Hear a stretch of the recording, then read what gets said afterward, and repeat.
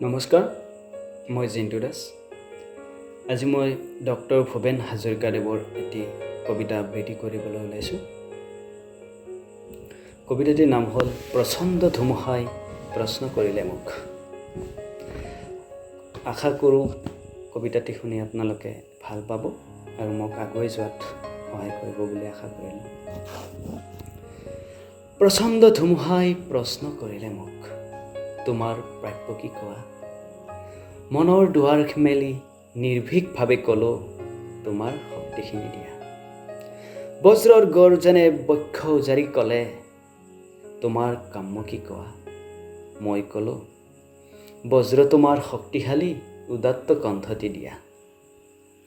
এদিন আকাশে ক'লে জনৈক গীতিকাৰে, অকণি আকাশ দেখো মাগে, তুমি কিয় আজি বাৰু কম্পিত কণ্ঠেৰে মাগিছা সৰ্বাকাশ সত্তা?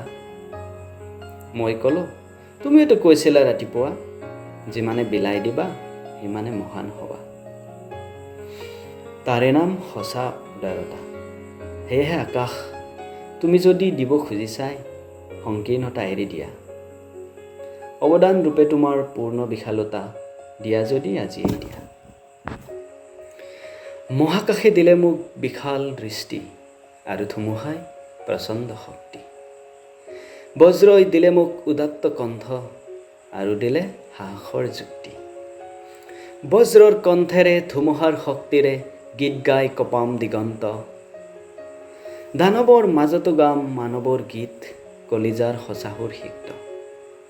মুমূৰ্ষ মানৱক জীৱনৰ বিদ্যুৎ কিঞ্চিত যদি দিব পাৰোঁ, আকাশ ধুমুহা আৰু বজ্ৰক তাৰ বাবে মই শতবাৰ প্ৰণিপাত কৰোঁ।